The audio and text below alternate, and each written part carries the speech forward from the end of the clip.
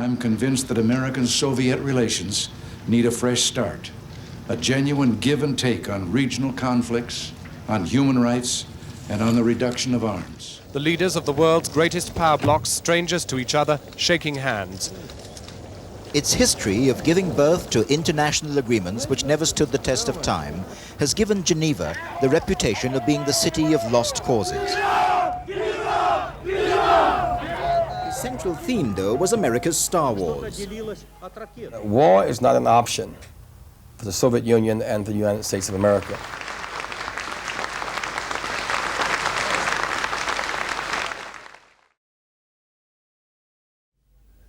The Washington Post sees it like this: the media battle for Western minds between President Reagan and Mr. Gorbachev. But how does each see the other?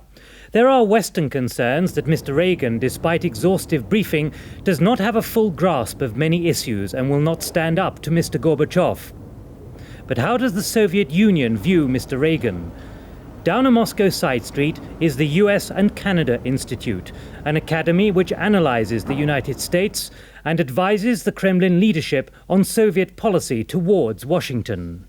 Mr. Reagan is considered here as a tough man, a bellicose man who has a sort of a gut anti-Soviet feelings, and who is an ideologue in politics. Sometimes one would feel that he's much more ideologue than any other statesman in the world, you know. Despite a degree of respect for President Reagan in Moscow, for the first time the Soviet press is criticizing him by name for what they call his caveman mentality. At the offices of the weekly newspaper Moscow News, we met the influential editor, Gennadi Gerasimov, as he was preparing a tough anti-American commentary on President Reagan's alleged record on kidnapping and assassination, which he read that night on television's peak-time evening news bulletin. He's really conditioned by these possessed presuppositions about the Russians. Of course, he has his briefings, and they say that he is even going to see one Soviet film. Moscow doesn't believe in tears.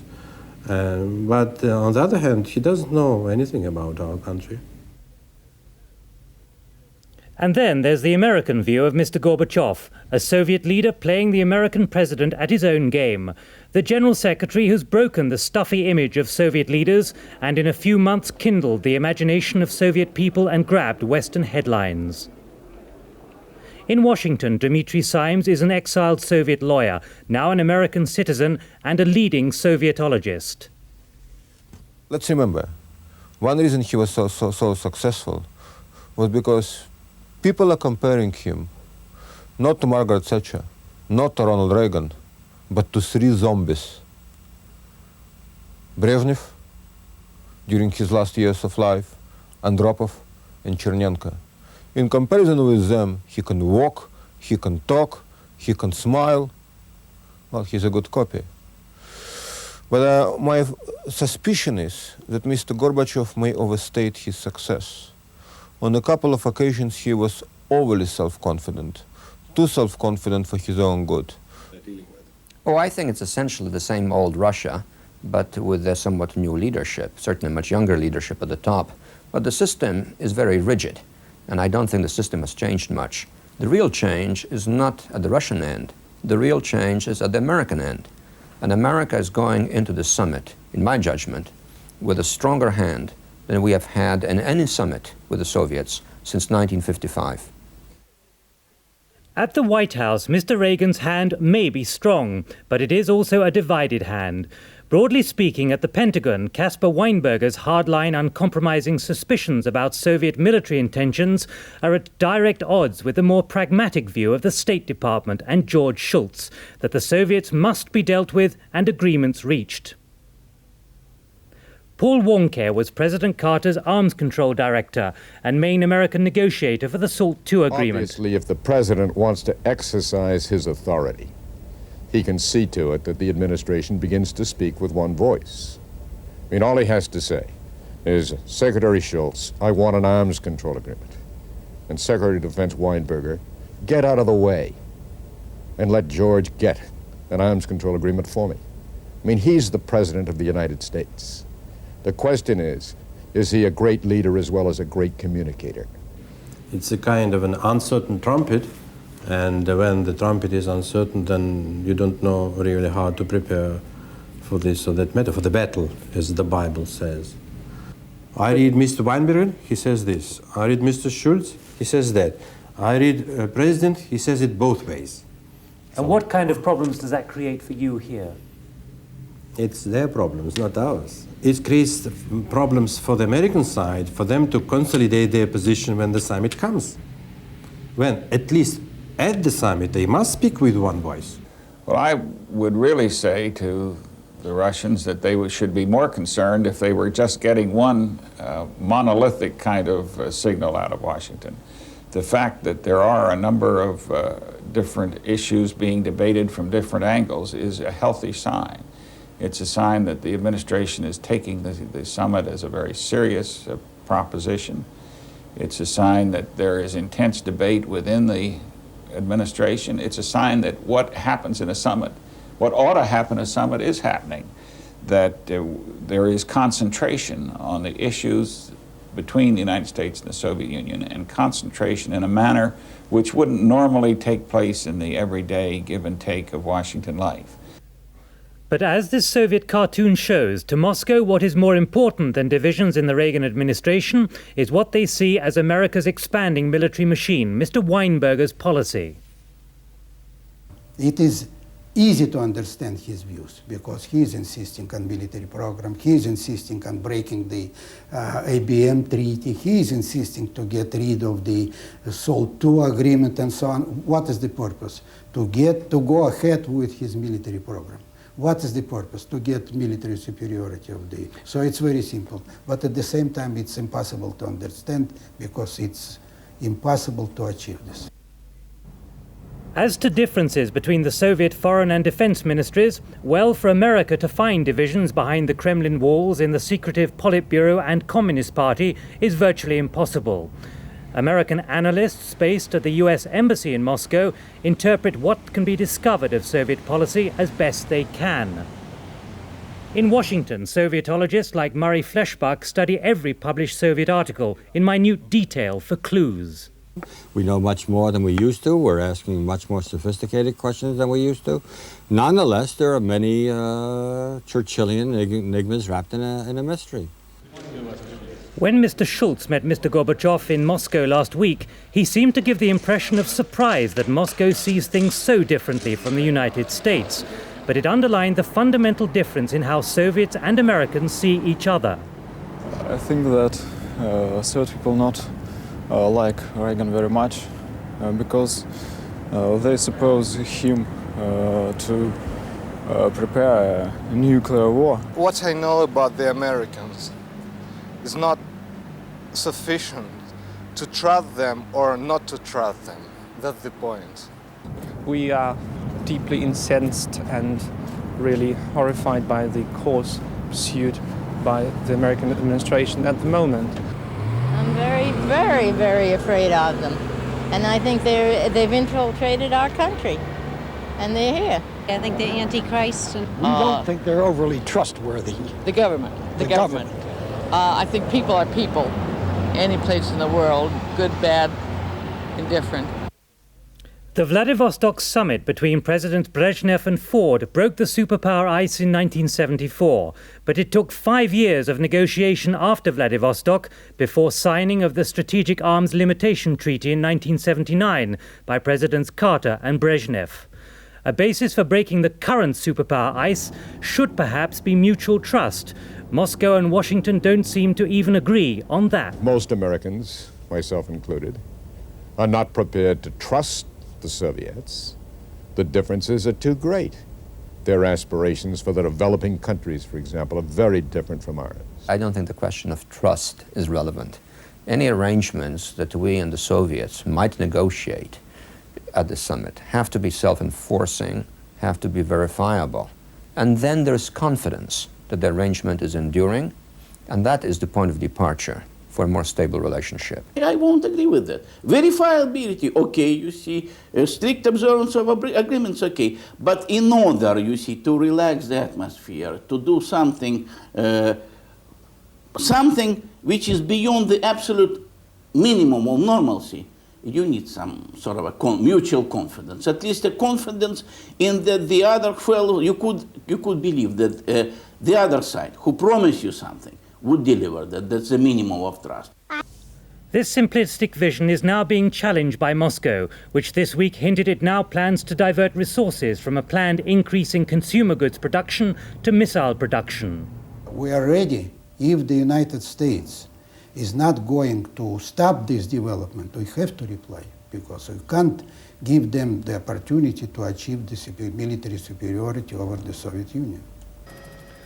So, when President Reagan and Mr. Gorbachev meet for the first time at the Maison Fleur d'Eau in Geneva on Tuesday, what will be the yardstick by which to measure the summit's success?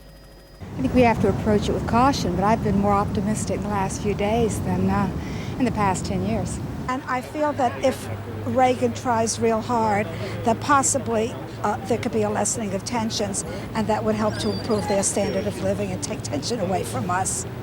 We hope that our relations with the United States will change for the better. I expect something very constructive from him as American president, and I hope that, I think that common sense will triumph in the end. What I would hope is that both sides, both leaders, would think to themselves, this other guy is serious. He really is trying. He really wants to get some sort of an arms control agreement. Now, if Mr. Gorbachev feels that about Ronald Reagan, if Ronald Reagan feels that about Mr. Gorbachev, then I'd be much encouraged. The problem is how we see each other. Are we enemies, or are we adversaries, or are we partners in a suicide pact, or maybe we are partners in survival? And what's your view? It's partners in survival. We have this common interest. So, despite all the differences, there is some agreement on what should be achieved. But just 5 days before the summit, we still have both superpowers with deeply held suspicions about the other. And despite all the public relations posturing between them, they have apparently not found those extra concessions on political will which would let them ignore such fundamental differences to build a durable political bridge between the superpowers and thereby start reversing the years of frostiness beginning in Geneva. Nick Gowing, ITN, in Moscow.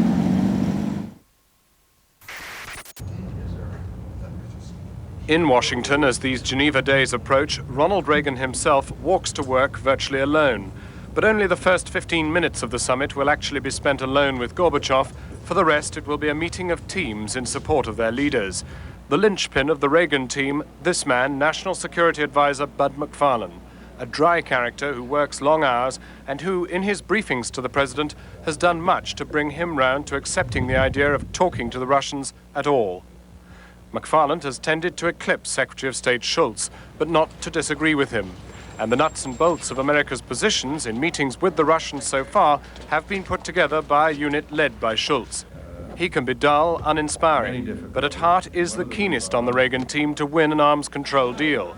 Today he assessed the chances with the help of a famous American bookie, Jimmy the Greek. If you were in a statistical frame of mind, or if Jimmy the Greek were here and we were talking with Jimmy the Greek, I suppose maybe the probabilities would be somewhere between 0.2 and 0.4. That means for simple gamblers, 2 chances out of 10, 0.2. Schultz's cabinet colleague, Defense Secretary Weinberger, won't go to Geneva. He's being left behind to look after the troops at home, his dramatic loss of influence reflecting the current demise in the fortunes of those Reaganites who reject the idea of negotiating with Moscow at all. Reagan's Geneva arms negotiators came in this afternoon to give the president their final briefing. Inside the summit room, they will be represented by the veteran arms negotiator Paul Nitze, who's been negotiating ever since 1969. With no summit held since the last Brezhnev session with Carter in Vienna 6 years ago, there is no member of the Reagan team who has ever sat in a summit room before. One member of Carter's summit team says what it'll be like for Reagan's people. There is a sense of anticipation and some tension. After all, you're coming face to face with your opposite numbers. I sat next to the president across the table from Brezhnev, Gromyko, Ustinov, Chernenko, and you had a feeling that this is a major enterprise, that this is it, that this is serious. that this is for high stakes. That the stakes are high is recognized in the White House. Tonight, there's even a sense of excitement about going to Geneva. But there's nervousness, too, that the opportunity to make long-term progress could yet be missed. Jon Snow, News at 10, Washington. Last night at the White House, we witnessed what appeared to many observers to have been the final moment of Reagan's conversion on the road to Geneva. My mission, stated simply, is a mission for peace. Yet no peacetime president before him has spent so much on the arms race. No American has ever attended a summit in a position of such military strength, and few American presidents have expressed such forcible dislike for the Soviet system. Yet here was Reagan, now urging arms reduction. If we both reduced the weapons of war, there would be no losers, only winners, and the whole world would benefit. Gone was the Reagan of 1981 who had said of the Russians, They reserve unto themselves the right to commit any crime, to lie, to cheat. Gone, too, was the Reagan of 1983 who had described Russia as the evil empire. They are the focus of evil in the modern world. Those close to Reagan say he intends simply to be Reagan with Gorbachev, the same Reagan who wooed and won American hearts and votes, who has carried even skeptical allies along in his wake. He earnestly believes the Russians could come too. Thus, last night, Reagan was anxious to lure Russian children into the classrooms of America and to send American children to the heartland of the erstwhile evil empire. They would get first-hand knowledge of life in the USSR. Imagine if people in our nation could see the Bolshoi ballet again, while Soviet citizens could see American plays and hear groups like the Beach Boys. And how about Soviet children watching Sesame Street? Last night, in his final address to the American people before leaving for Geneva, President Reagan left two images. From a man once doubtful about the value of summits, he had become a believer. From a man ideologically at war with Moscow, he had become a searcher after peace. Jon Snow, News at 10, Washington. Geneva is ready, well almost, given the last-minute inspection of yet more security guards, and out at the first summit meeting place, the final polish of the negotiating table. The media is certainly ready, all 3,000 of them, and the Russians are willing, even eager, to talk to them in markedly conciliatory tones. For example, about Afghanistan, which the Soviet Union still insists must be cleared of pro-American bandits. But a Kremlin spokesman said through an interpreter today for the first time that leaving Afghanistan is now a top Soviet priority. It is indeed, our aim is to take the Soviet troops out of this country. This is one of the most top priority aims of the Soviet Union. We're really not very happy to have our forces in Afghanistan. In addition, this summit, like many others before it, has already attracted a large number of demonstrators for all kinds of causes. There's been some obvious anti-Americanism, the stars and stripes burnt, and during a big march, firecrackers and a paint can thrown at an American hotel. But there were anti-Soviet banners too. Russia, get out of Afghanistan. Mr. Gorbachev, free Dr. Sakharov. And plenty of demonstrators like these, with their peace dove, who expressed their disgust at all superpower rivalry. Michael Brunson, ITN, Geneva.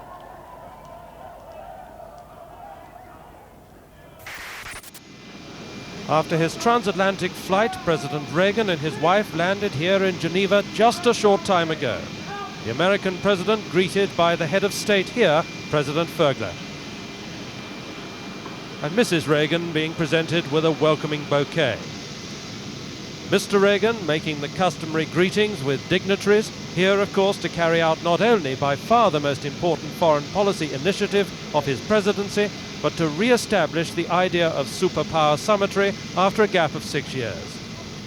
He's already called his journey a mission for peace and freedom, a point he underlined in his arrival statement. It is to make certain that this great work on behalf of human freedom can go forward in peace that I have come here today.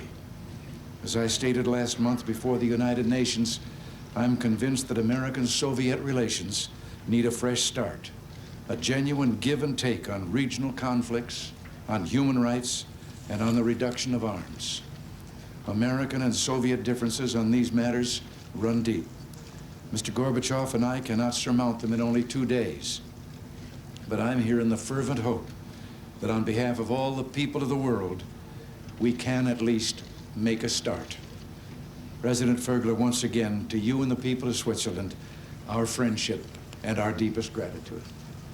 Mr. Reagan will spend tomorrow and Monday pretty quietly, freeing himself of jet lag and working on final preparations for the summit proper on Tuesday. The Soviet leader, Mr. Gorbachev, flies in from Moscow on Monday morning. Michael Brunson, ITN, Geneva. So, at long last, it's actually about to begin. Tomorrow, the American president who called the Soviets liars and cheats, and the Soviet leader who said recently that he believes the Americans have militaristic designs on the world, will actually sit down and begin to talk. The build-up to this summit here in Geneva has been marked by a public relations campaign which has been going on for almost a week now, and its most notable aspect has been a battle for the hearts and minds of the media, led surprisingly not by the Americans, but by the Russians.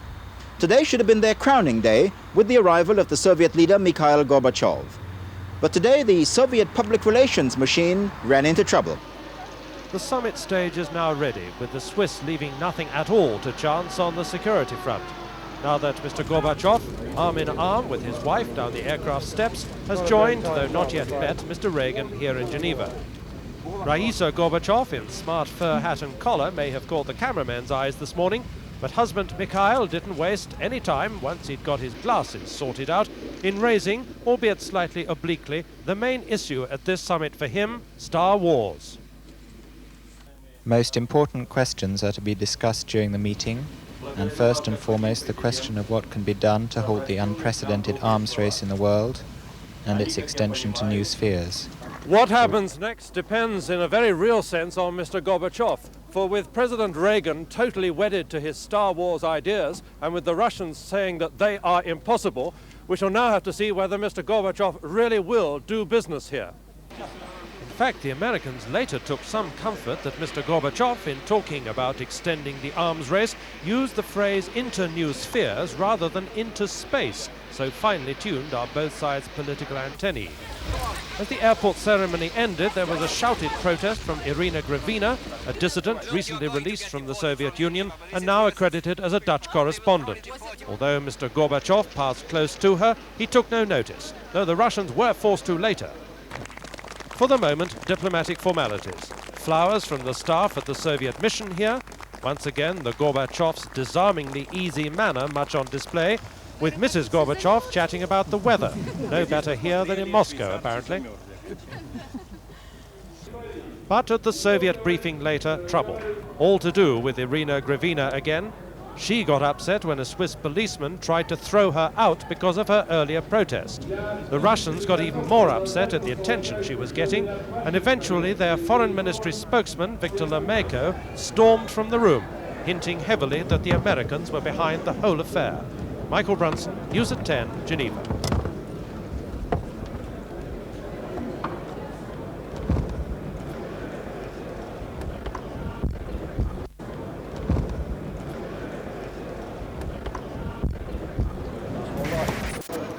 But this evening, the skilled Gorbachev public relations machine in the shape of Foreign Ministry spokesman Vladimir Lomeko shuddered to its first halt since Mr. Gorbachev came to power last spring. Soviet dissident Irina Gravina, expelled from Moscow 2 weeks ago, today with a Dutch press card, shouted Mr. Lomeko down before the briefing, whereupon Mr. Lomeko walked out, despite appeals from the world's press. All a sharp contrast to Mr. Gorbachev's own accomplished handling of human rights questions in the West. That's our position. For a week, Leonid Zamyatin, veteran Central Committee spokesman, and a big team have been here, closeted in their offices, the climax to Moscow's unprecedented and many agree successful thrust for the pre-summit public relations high ground. Figures like Georgy Abatov, a leading advisor to Mr. Gorbachev on American policy, have been playing the Americans at their own game, with briefings and interviews, the veneer of openness quite unlike the inaccessible bunker-bound image of Kremlin advisors which prevailed for so many years. And through it all the question, why for once have the Americans not been here doing the same? This rare but new Soviet tactic is designed to build upon what Moscow sees as a success in projecting Soviet reasonableness in the build-up to the Geneva Summit, and also to underline what Moscow views as America's intransigence. Unfortunately, from the American side, we've seen no display of constructive attitude. But more important for the Soviets is a chance to hammer home policies. There's nothing new: a moratorium on nuclear testing and missile deployment, planned withdrawals of several Soviet missile types, no Star Wars weapons. But the Soviets believe the more they repeat this for the Western public, the more reasonable their policies will appear, and the greater the chance of swinging Western public opinion in their favor. Our proposals are just and assure equal security for the Soviet Union and for the United States of America. The Soviets describe their proposals with a cocktail of phrases like far-reaching, objective, honest, and constructive. Soviet Union would be prepared to free Europe entirely from nuclear weapons, be they medium-range or tactical. The trouble is, such attractive phrases and Soviet PR gloss are a world away from the number crunching of complex arms control negotiations. And despite this accessibility, the Soviets are still tantalizingly vague when asked to clarify crucial points like verification of missile withdrawals. Still, they believe the new strategy is working. Genrikh Borovnik is one of the 4 Soviet journalists who interviewed President Reagan recently. The point of view of the Soviet Union maybe now is more clear to the Western world. In the United States, according to the polls made by ABC and some other organization, 74% of Americans are against Star Wars programs, and they are for reduction of armaments. So much then for the Russians. The Americans have come here to Geneva with no real idea of precisely what they'll get out of these talks with the Russians. But they too have been waging a propaganda war, and they too have had their problems. But for the moment, on the eve of the summit, all this has been forgotten in the general atmosphere of excitement in Geneva. Its history of giving birth to international agreements which never stood the test of time has given Geneva the reputation of being the city of lost causes. Eisenhower and Khrushchev came here to talk 30 years ago. But neither that nor subsequent meetings stopped the onset of the East-West Cold War. Yet, when Mr. Reagan and Mr. Gorbachev meet to talk here at the Fleur d'Or tomorrow, they'll be encouraging fresh hopes that the US and the Soviets are groping towards a new, more stable relationship. The Swiss government's role in providing the setting for this first US-Soviet summit in 6 years, the 11th since the Second World War, was formally symbolized this afternoon in a welcoming ceremony for the American president. The biting cold took its toll on the usually faultless Swiss Guard of Honor, but the welcome for the president was warm.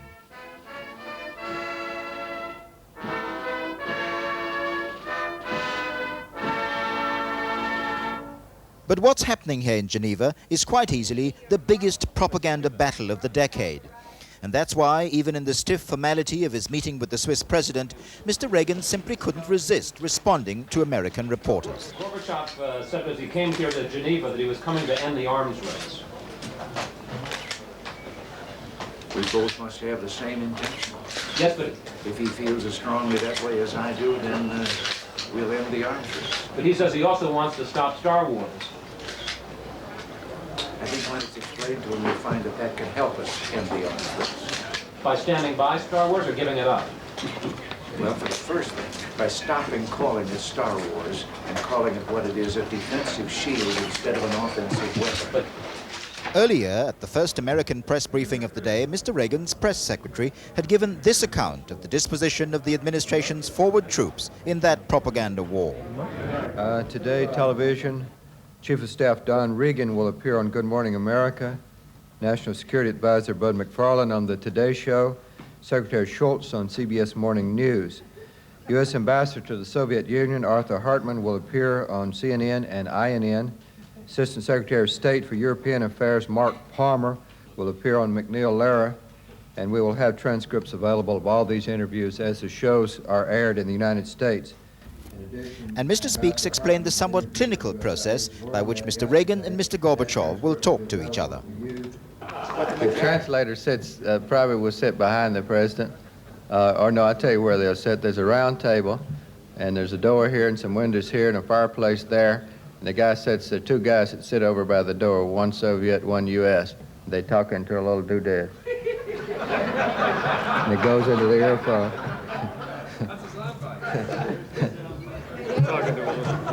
I wasn't looking at the camera. Helen, you had enough. I got to go. That was one of Mr. Speaks' happier exits. At the weekend, he'd been forced to explain a leaked letter from the Defense Secretary, Caspar Weinberger, admonishing the president to be tough with Mr. Gorbachev. Had that embarrassment been got over now? Well, it's got over, I think, for a little bit, but they were upset by the fact that it caused the focus to go on a look of disarray rather than a look of absolute confidence with the strategy completely thought out.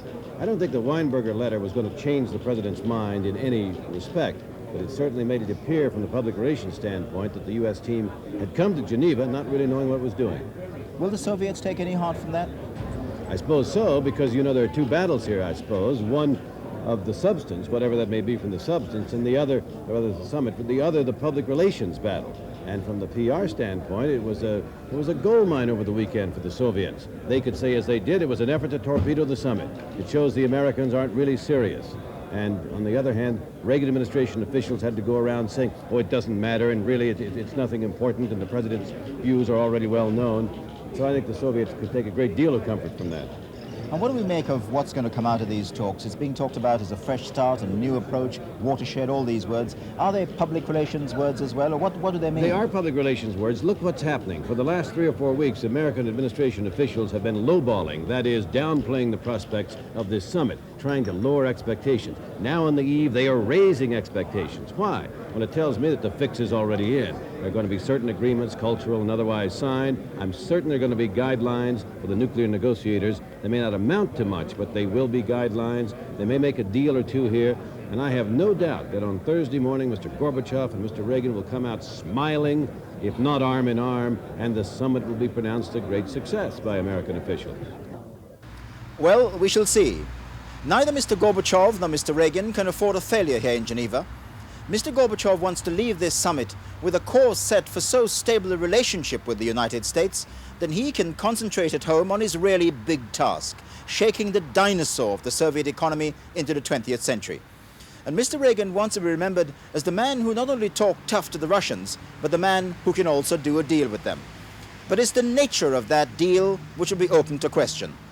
And it will be a success if the leaders here in Geneva agree only to meet and to talk again. Trevor MacDonald, ITN, Geneva. While Mr. Gorbachev's motorcade sped across Geneva between specially built 6-foot-high barricades, the Kremlin spokesman Leonid Zemyatin was at the press center, taking a less dramatic approach to what Mr. Speaks called the news blackout.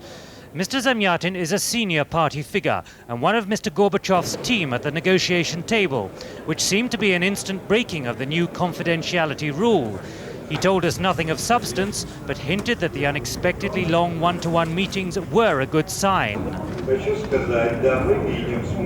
Yes, we do see something in that there was a tete-a-tete held so that the leaders of our two countries were not only able to become acquainted, but also had the possibility during the course of an hour to go into the substance of quite a number of issues. It's ironic that the Soviets seem happier than the Americans to talk around what happened at today's Reagan-Gorbachev meeting, even going so far as to say there is no news blackout and that the summit has not become a secretive affair. Well, whether news blackout or confidentiality, what then is the initial feeling about what it means for the summit? It's a good thing. We've had a propaganda campaign by both sides, especially by the Soviet Union in the last weeks, that gave you the feeling that this was not going to be a serious summit. And now I think one can assume that this could have the chance of being a serious summit where more basic and significant things are agreed upon. Because relations have been so strained. they find that it serves both sides' purposes to keep quiet about what they're actually talking about. Shultz and Gromyko did this when they met here earlier this year under fairly difficult circumstances. And I don't think it's surprising that they should adopt the same pattern this time. But it was as Mr. Gorbachev returned to the Soviet mission for lunch that a second unscheduled US-Soviet mini-summit of sorts took place with the Reverend Jesse Jackson, the former Democratic presidential contender, here to lead a delegation to the freeze and disarmament. We'll come as a body of American citizens representing SANE, a peace organization. It's the kind of Western organization the Soviets have long hoped could pressure NATO governments into abandoning the missile race, to which Mr. Gorbachev said through an interpreter, "We are certain, confident in the Soviet Union that the time has come to put an end to these developments, and the time has come to discuss real disarmament." Well, certainly he's self-assured to engage in that kind of give and take before the mass media. And willing to take his case to the broader world. One gets the impression he will either win or lose on the disarmament question, that he will not, in fact, be diverted very much from that agenda. We still have a hard bargaining job as we negotiate with the Soviets. Far beyond the realm of personality is the hard, cold tension of the matter. And in that tension, we certainly must know that war is not an option for the Soviet Union and the United States of America. I get the impression he knows that in terms of its cost to his economy, in terms of the present level of danger, and he kept talking about cooperation with American scientists and technical people to assure that we would move away from nuclear destruction. So, hungry for facts and information, this is where the press attention has turned, away from arms control to the leaders' wives, Raisa and Nancy, who met this afternoon for tea, the first face-to-face meeting of American and Soviet First Ladies. They talked about anything but Star Wars, missiles and regional issues like Afghanistan, but no doubt they transmitted extra signals about their husbands' views, both to each other and afterwards to their spouses. Both is said to be an important influence on their husbands, but in the end, the main Geneva business is being done elsewhere. Nick Gowing, ITN, Geneva. Russian officials waiting tonight in Geneva to receive a once unlikely American guest, Ronald Reagan. Shultz and Shevardnadze, foreign ministers both, have met before, but until today, Messrs. Reagan and Gorbachev never. Tonight, Reagans and Gorbachevs greeted each other as if old friends for dinner at the Soviet mission. By now, the two leaders must almost feel they've known each other for days. That was not the case this morning, as blazing lights and dense security announced Reagan's motorcade en route to the summit's opening session. The site, a millionaire's chateau with sharpshooters on the rooftop scouring the countryside with binoculars in the cold, as Reagan, below in a window, sent thumbs-up signals to the cameras, awaiting the Russians' arrival.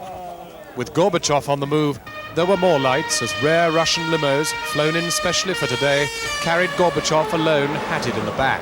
1,000 million homes will view what happened next. Gorbachev out, face brimful of confidence, the leaders of the world's greatest power blocs, strangers to each other, shaking hands. Face to face, in this the first superpower summit encounter in 6 years. For only the 8th time in 25 years, Russian and American leaders side by side. Their words we could not hear, and perhaps they could not actually even understand them either. Gorbachev, looking Reagan in the eye, poles apart, ideological enemies, yet brought together by pressures and concerns over which even they have limited control. A scrum of officials inside behind them to the setting for their private conversation, planned to last 15 minutes but to go on much longer. Before they started, a quizzical question about Mr. Gorbachev's teeth. Mr. General Secretary, Mr. Gromyko once said of you, you have a nice smile, but iron teeth. I guess meaning you're tough. What do you have to say about that, sir? Вы знаете, пока это не подтверждается, пока я пользуюсь своими зубами. It hasn't yet been confirmed. As of now, I'm still using my own teeth. This private session was in fact to go on for over an hour before they moved on to the first full session of talks with officials present. The agenda, a review of everything from human rights to arms control before later sessions on the details. At the press center, thousands of the world's press awaiting information on that meeting were in for the first major surprise here. Normally talkative American officials had agreed to a sudden blackout on all information about what happens inside the summit till it ends.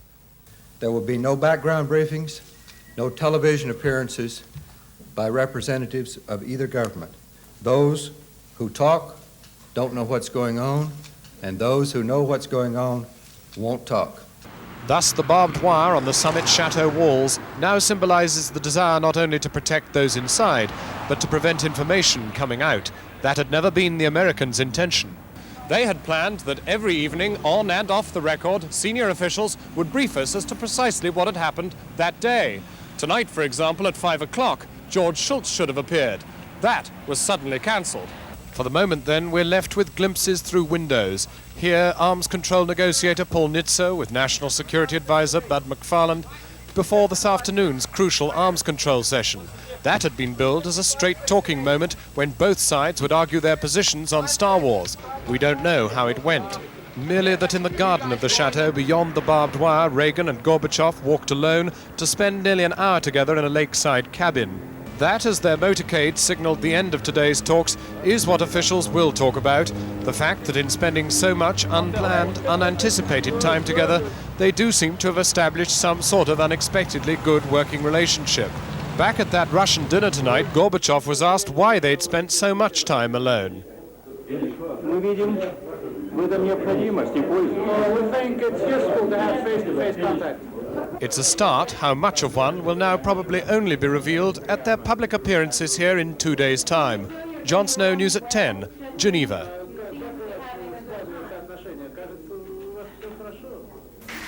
If the Reagan-Gorbachev summit ends today with few concrete results, this image may come to symbolize the meeting, political antagonists talking in a friendly atmosphere, attempting to narrow their considerable differences.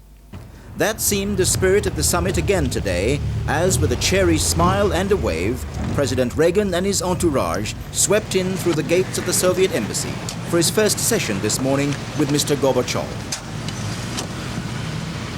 Inside the Soviet compound, it was Mr. Gorbachev's turn to play host. On the agenda today, what President Reagan calls regional conflicts like Afghanistan, Angola and Nicaragua, and the equally controversial issue of human rights. The attitude of both world leaders gave little hint about how their talks had gone, although by early today it had become clear that there had been no breakthrough on arms control, the topic which has easily dominated the perspectives of this summit. How's it going? Mr. Reagan, how's the meeting going? We haven't started. Well, how'd it go yesterday? Fine. Are you getting along? See that, can't you? With the news blackout still in force this morning, of such simply phrased responses is summit history made. And inside there was more. Mr. Reagan appeared determined to give Mr. Gorbachev a minor dissertation on the problems of jet lag. But you see, when we arrived here, it was 10:45 at night. And that was only 4:45 in the afternoon. Нашему времени это было 4:45. Самый активный сон. 4:45 во второй половине дня. By having had dinner at their time, why, it just seemed natural to go to bed. Mr. Gorbachev was pressed on more substantive issues. We have a very lively discussion of everything. You may be sure that the discussion is lively. But friendly? Дружественно.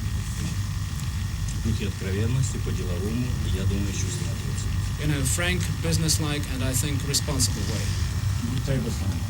And then, once again, while their advisors waited, Mr. Reagan and Mr. Gorbachev went off for another unscheduled tete-a-tete, this one at Mr. Reagan's request, before the full session began. After the obligatory handshake, that is.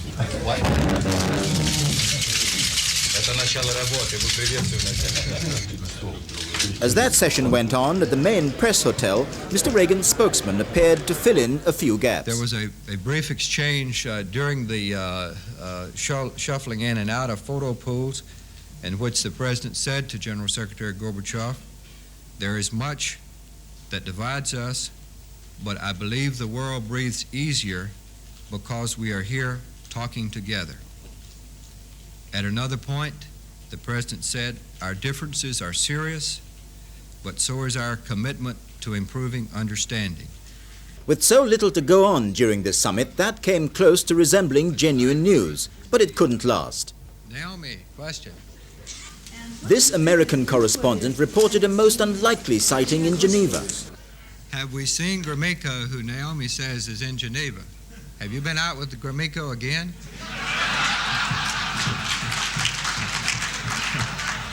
Naomi left that.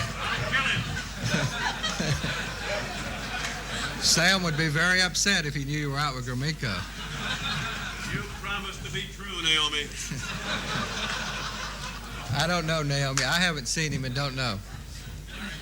At the Soviet press briefing, Mr. Zamyatin, who unlike Mr. Speaks is actually sitting in on the talks, wasn't giving anything away either. Mr. Gorbachev used the words frankness, candor, and businesslike discussion to describe his meetings with Mr. Reagan. Those are adjectives that usually hide profound disagreements when they're used in the Soviet Union. Could you tell us whether these words should be read as they are, or is there an under-meaning to them? I don't want to have the words used the way you're implying.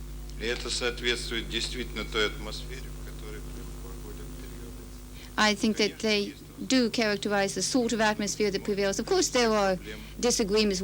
You hardly think that we can solve all problems in the course of just 3 meetings. But that does not mean that the two different sides are not trying to come to some terms on current problems or coming to terms as to how they could further proceed. Late this afternoon, Mr. Gorbachev appeared more expansive than his own spokesman. Responding to a question about arms control, the Soviet leader for once didn't mention Star Wars. My view is that both men and women in the United States and the Soviet Union all over the world are interested in having peace for themselves and being sure that this peace would be kept stable and lasting for the future. And for that, they are interested in the reduction of the numbers of weapons we have, and they are interested in having these reductions. Therefore, these matters are in the center of my discussions with the President these days.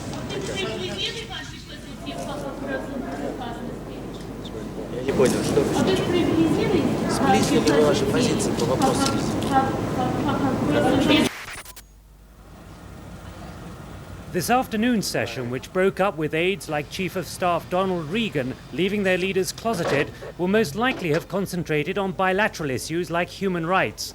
The issue moved one angry demonstrator to throw a toilet roll at Secretary of State Shultz as he got back to his hotel tonight. This somewhat staid city hadn't seen such big demonstrations for years, a potpourri of all the causes lobbying the superpower leaders, against the Soviets, for and against Mr. Reagan too. Today could be said to be their day, Afghanistan, the Middle East and human rights, on which America and the Soviets have been way apart, each with a long list of alleged violations. At the Aeroflot office here, Soviet Jews who confronted KGB men and staged a sit-down. Thousands of cases of Soviet citizens said by the West to be in psychiatric hospitals for alleged anti-Soviet behavior. Among them, dissident Anatoly Sharansky, in jail for 11 years. I'm a cousin of Anatoly Sharansky, and I'm here to express my concerns for not only for Sharansky's health, but that he be released as soon as possible to be with his wife Avital Sharansky in Jerusalem, Israel. I see it for the past last months, how much the Soviet representatives, they concern about the image, how much they change their smiles for nicest ones, and they so open, they so friendly, they so much talk about detente and peace and love and friendship, but the reality in the Soviet Union is opposite.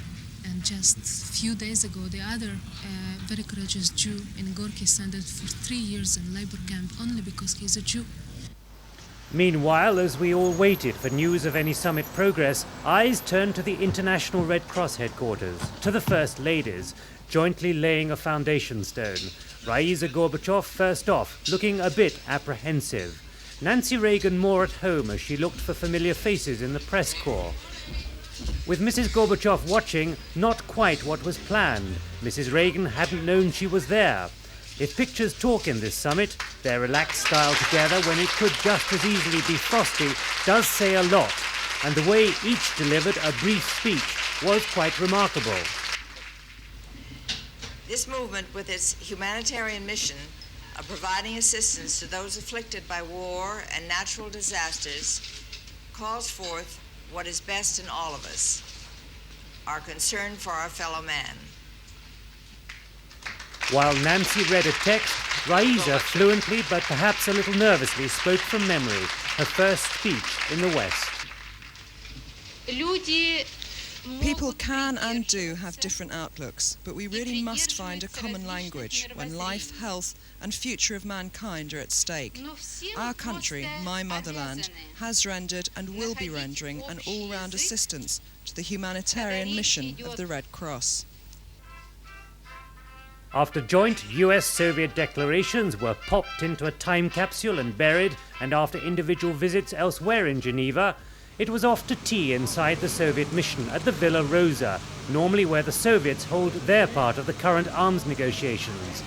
But outside, the atmosphere had been soured a little by alleged quotes from White House Chief of Staff Ronald Reagan that women have no interest in missiles, human rights and Afghanistan. Mrs. Reagan hadn't heard that, and inside she told her the contribution both women could make.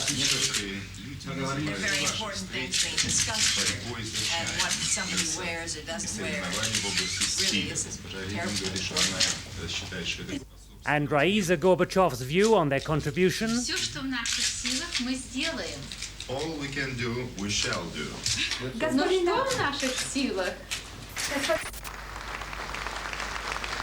But despite all that, this ceremony was a diplomatic triumph. Mr. Gorbachev and Mr. Reagan had talked for 2 days. There'd been sharp exchanges, but no table thumping. There'd been disagreements, but no walkouts. On the contrary, they'd promised to meet again. The rapport between the two proved so good that, in the words of one senior Reagan official, the human quality seemed to outweigh the policy dimension of their exchanges. But a confident Mr. Gorbachev was quick to point out what their meeting had not achieved. We have to be realistic and straightforward. And therefore, the solving of the most important problems concerning the arms race and increasing hopes of peace, we didn't succeed in reaching at this meeting. So, of course, there are important disagreements on matters of principle that remain between us. However, the President and I have agreed that this work of seeking mutually acceptable decisions for these questions will be continued here in Geneva by our representatives. Replying, Mr. Reagan gave the broadest hint that America's basic positions hadn't changed. Before coming to Geneva, I spoke often of the need to build confidence in our dealings with each other. Frank and forthright conversations at the summit are part of this process. But I'm certain General Secretary Gorbachev would agree that real confidence in each other must be built on deeds, not simply words. I leave Geneva today and our fireside summit determined to pursue every opportunity to build a safer world of peace and freedom. There's hard work ahead, but we are ready for it. General Secretary Gorbachev, We ask you to join us in getting the job done, as I'm sure you will. Thank you. Mr. Gorbachev applauded and seemed to agree with the president that the summit had only been a start and that there was more work to be done. Then the two leaders looked on as Foreign Minister Shevardnadze and Secretary of State Shultz put their names to the joint statement. It was not signed by either Mr. Reagan or Mr. Gorbachev, an indication that in the end only minor points were agreed here. And as Mr. Shultz said later, there'd been no movement on the main issue the Russians wanted to talk about, Star Wars. The subject of strategic defense was discussed in considerable detail and with great intensity on both sides. Insofar as the President is concerned, he feels as strongly as ever that the research program designed to find the answer, is it possible to defend against ballistic missiles, is essential. And he insists upon that. There was no give on that at all. And Mr. Schultz's administration colleague, Richard Pearl, who helped draft the summit statement, told me the meeting had confirmed his view that America should be tough in dealing with the Russians. I think it's vindicated that policy. It wasn't very long ago that the Soviets were saying they couldn't talk to President Reagan, and they wouldn't deal with him. It was impossible to have an improved relationship based on the policies the President's been pursuing. He hasn't changed those policies, and we've just had a constructive meeting. From what you gather, what kind of man was Mr. Gorbachev to deal with? Well, I was not in the meetings for the most part, although I did see him on a couple of occasions. My impression of him is much the same as others have had. He seems quite self-confident, quite sure of himself. He's young, he's energetic, and a refreshing change from his predecessors. When Mr. Gorbachev arrived to talk to the predominantly Soviet press at the Russian embassy, he began with a 59-minute statement which included his own personal account of his one-to-one meetings with President Reagan. These were very frank talks. Sometimes they were very lively.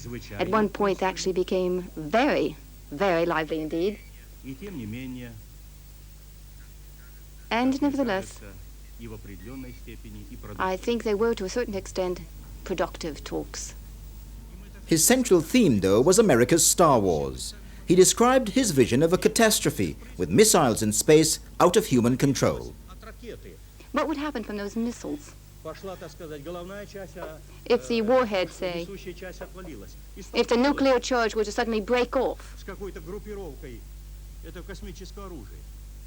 from some sort of a space ensemble,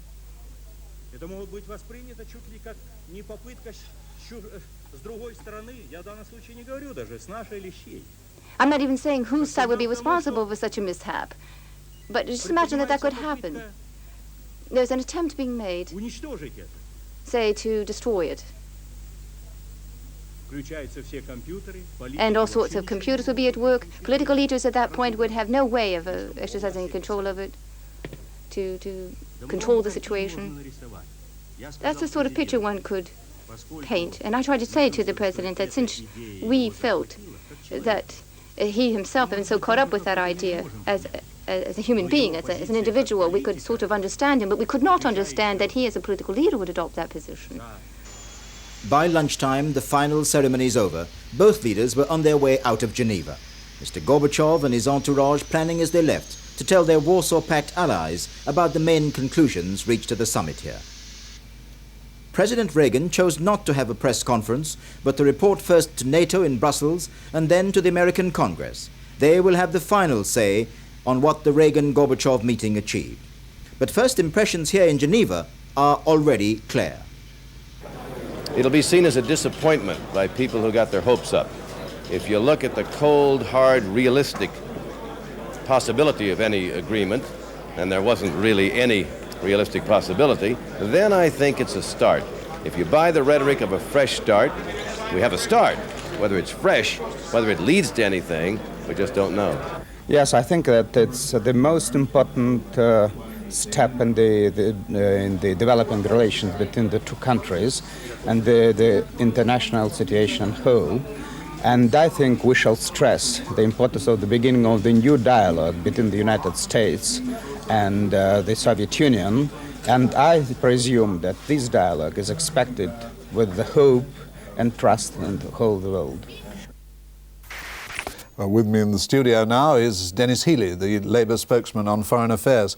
Well, a lot about atmospherics, but not much substance, is there? I'm afraid that is so, and I recall many summits in the last 30 years where nothing emerged except the spirit of Camp David or the spirit of Geneva in Eisenhower's case years ago, and in all these cases the spirit evaporated in weeks, if not days. And we shall really have to wait and see if anything concrete follows. I think the most important single thing probably is that President Reagan entered office determined to break with the post-war tradition of all American presidents to seek détente with the Soviet Union. He called them an evil empire. He said that they broke any agreements they made. And he seemed unwilling to pursue this course. Now he's come back into line with the tradition of all earlier American presidents, and I think he'll find it very difficult now to stray away. But the real test will be when some of his officials, like Mr. Weinberger or Mr. Pearl of the Pentagon, try to rubbish the Geneva Summit, as Mr. Weinberger did even before it began.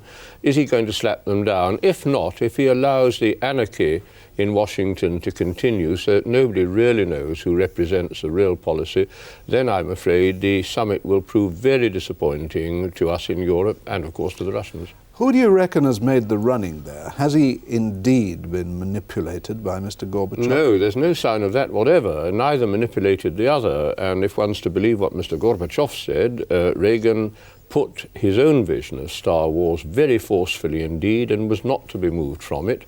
And Mr. Gorbachev made his criticism of Star Wars in very much the same terms as the last three American presidents have criticised it, Mr. Carter, Mr. Nixon and Mr. Ford.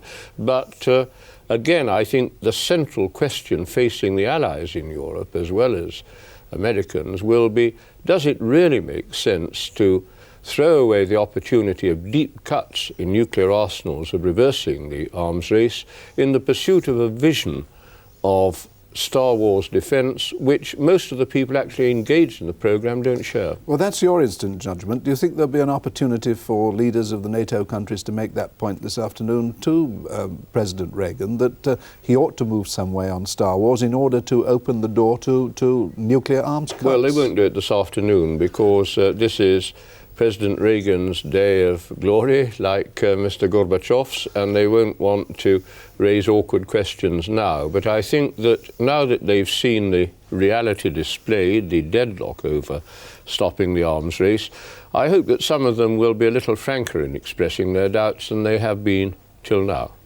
Well, I think that Mr. Reagan's got to be quite pleased with the results of this summit, even though, as is quite clear, there were no concrete results. But he is a people person, as we say. He's very amiable. He likes dealing with people. He doesn't like dealing with the details of negotiations, and he's not particularly good at that. But he likes to think that he can work his charm, and I think he's probably going to go home from this feeling quite good about it. The atmospherics were good, and that's important. It's better than having bad atmospherics, but I also think he probably made the most cogent statement on the whole process when he said that the report card on Geneva won't come in for months or maybe years.